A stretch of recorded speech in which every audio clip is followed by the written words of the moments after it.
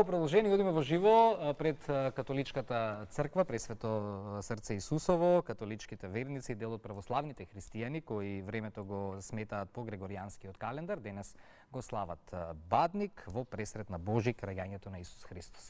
Во католичката црква е колегата Мартин Николовски. Мартин. Добро утро, Ване. Токму така утро во екипата на Македонија наутро се наоѓа во катедралата Пресвето срце Исусово, или како што граѓаните ја знаат како католичка црква во Скопје. Утрово заедно со нас е катедралниот парох Дон Винко Маслак, со кого ќе разговараме за значењето на Бадник ден пред Божик и за тоа како католичките верници го празнуваат овој ден. Дон Винко, добро утро и добре дојдовте во Македонија наутро. Нека е честит Бадник и нека е честит празникот Божик. Hvala lijepo, dobro jutro i svima gledateljima. Hvala vam na čestitkama i na vašoj prisutnosti. За почеток ќе ве прашам што символизира празникот Бадник за католичките верници и како се доживува овој ден во пресрет на Божик. Pa na sami ovaj dan prije svega ime Badnjak, kažu, dolazi od tog staroslavenskog bdjenje, dakle poziva na budnost, da na Badnjak evo budemo budni, mada je to vrijeme koje je prije Božića sve više obilježeno budnošću iščekivanja Gospodinova ponovnog dolaska. Dakle, mi slavimo rođenje na Božić sutra, ali u biti mi cijelo ovo vrijeme budnošću očekujemo njegov ponovni dolazak. I kako se ili što je ono što mi očekujemo, evo vidimo da je malo medijski počeo već 2 mjeseca skoro, već su okićene sve, ali ono iznutra ili duhovno što bismo željeli, to je uistinu da dolazak ili prisutnost živoga Boga koji je postao čovjekom, da postanemo toga svjesni. Така, накратко ќе ве преведам за тие што не го разбираат српско-хрватскиот јазик. Бадник доаѓа од зборот бдение, односно во очекување на доаѓањето на Господ Исус Христос, односно раѓањето на Господ Исус Христос. Од таму и потекнува името на овој празник и доаѓањето на човеколик Бог, како што кажав. Evo, mi smo se kao katolička crkva, neko već je uvriježeno da se kroz 4 nedjelje zornicama, to jest jutarnjim ranim misama koje počinju, evo u 6 sati počinje molitva, u 6:30 liturgija, i dakle da pokažemo tu spremnost ili budnost, ajde kršćanine, probudi se jer Gospodin dolazi. Mi neprestano u liturgiji i u molitvama naših i svećeničkim zazivamo dođi Gospodine Isuse. Така, ние во католичката црква веќе 4 недели имаме секое утро во 6 часот и 30 минути молитва или богослужба на која повикуваме дека ајде христијани доаѓа Господ Христос. Evo i u tome je nekako to najljepše što dozivajući njegov dolazak, u stvari postajući svjesni da je Gospodin s nama, među nama, jer mi u biti slavimo rođenje osobe koja već ima 2025 godina. Така да и со тоа веќе стануваме свесни дека го повикуваме всушност Господ кој веќе има 2025 години.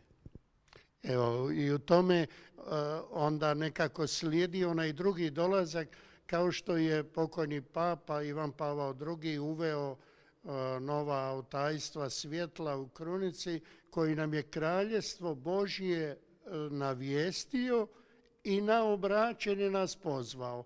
Sad dolazi do nas, vjernika kršćana, taj drugi poziv.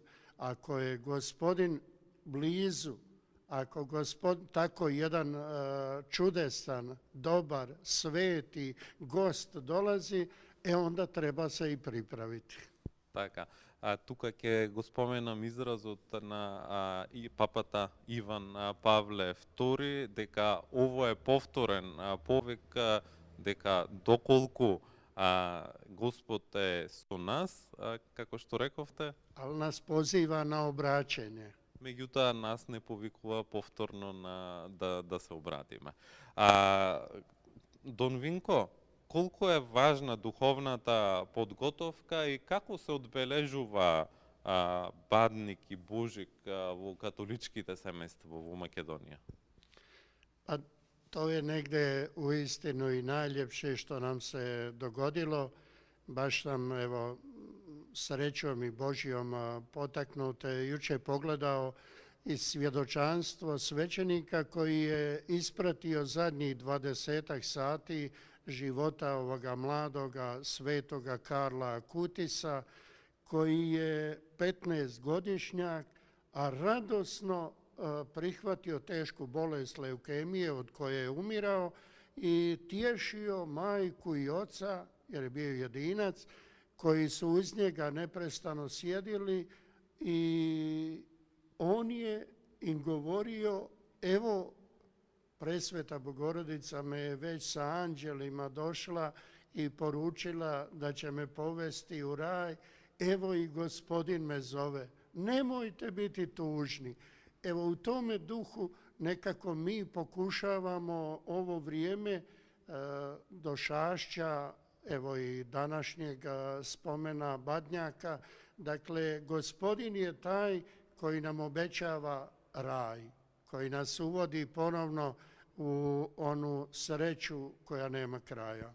Ова за нас представува на вистина убав ден, затоа што тука ќе го споменам и Карлос. Тоа е момче кое што почина од леукемија, но на својата мајка пред смртта му зборуваше дека еве доаѓа Богородица и Господ и ќе ме превземе во нивната преградка. Понатаму, која е пораката што ја испратил Карло? Pa on je poželio i zatražio, jer je bio taj svećenik, on ga je molio: molim vas, donesite mi pričest, donesite mi Isusa. I kako on kaže, nije bio ponio iz crkve, nego je brže trčao u bolničku kapelicu i za par minuta je bio tu.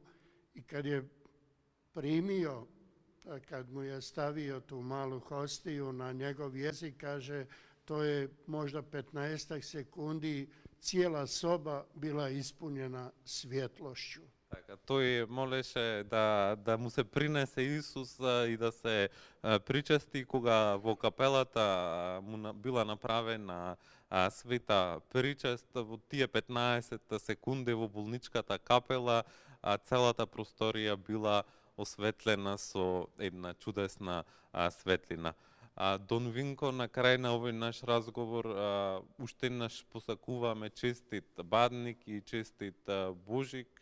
Утре ќе има тука и свечена миса со почеток од 10 часот во католичката црква, во катедралата Пресвето срце Исусово. На крај само една честитка по повод Божик.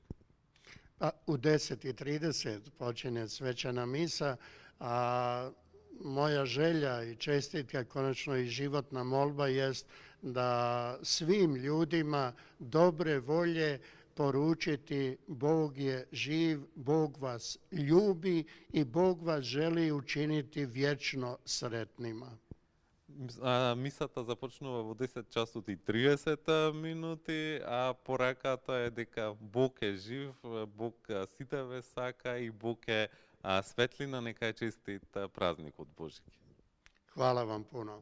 И благодарам и вам што бевте дел од Македонија наутро. Утрово се јавивме од катедралата Пресвето срце Исусово и тука разговаравме со катедралниот парох Дон Винко Маслак по повод денешниот празник католички бадник, а утре католиците ширум светот го слават и Божики.